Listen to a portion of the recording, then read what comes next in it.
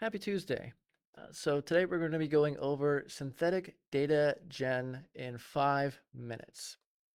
And the reason for this is that recently NVIDIA released a family of synthetic data generation AI models that really speak to democratizing the production of data to really anybody who can hop onto the internet versus feeling like you have to do a lot of scraping or trying to get proprietary data sets. Well, now the production is very much available to anybody. So we're going to go over what synthetic data generation is, what is Nemotron, how do you access this synthetic data generation, what the use cases are, and why this over ChatGPT within 5 minutes. So first things first, this is NVIDIA's new model, Nemotron4 340B, 340 billion parameters. And all the big takeaway there is that it's very big.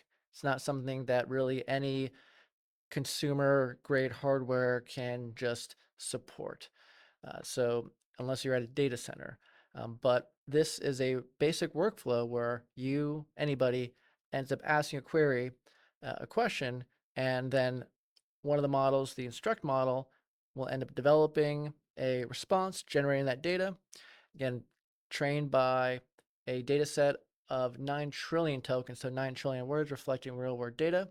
And then this reward model here will end up evaluating it to be able to record or say, okay, is this good or not? And then we have a filter and it starts to develop that data set. We're not going to do all that within 5 minutes, but just again, at a high level, this is what that looks like. And again, Nemotron being the latest data generation model that has a very permissive license from NVIDIA. So that's us knocking out 1 and 2 here. 3 is how do you access it? Well, the easiest way, right, because we like easy, is going onto the site called chat.lmsys.org, and this is in partnership with a number of organizations. You can see at the bottom here, everything from Hugging Face to Kaggle, so lots of good folks.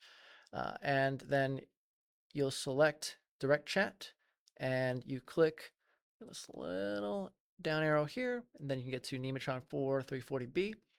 And let's see, give me 10 things to suggest to a medical student to work on for their away rotations. And it's not exactly going to be the fastest thing in the world, depending on what you're going to be using, right? Because this is not being powered by local hardware. But the important thing is that this isn't costing anything. So unlike a number of other models or a number of other services, which are all great, right? They're all great. But this can allow you to just query and get information for free. And not just that, but you can take a look at a number of different models. So if you or your organization are looking and saying, oh, well, what should we use? What's the best model? Have you heard of this? Can we check it out? Like, how we don't want to pay for the subscription, or what if they're going to get there? Well, you can just come here. And there are a number of different models that are all being run with the gracious openness of this platform. So again, not necessarily have to be on your own things, and really getting to test it out in a sandbox in a very low technology way. So really, why this over ChatGPT? Well, I mean, if you want to keep using ChatGPT, great, right? At this point, the custom GPTs are out there, but this really gives you that menu of different models from different organizations. So yes, custom GPTs are customized by use case, but this gives you that preview of, okay, well, how can I use this for, or what about this before you put significant time and money into it. And again, this model specifically is made for synthetic data generation. Others can do it too. So it's really about what's your use case and where do you want to go to. So that was 5 minutes, and we'll see you in the next one.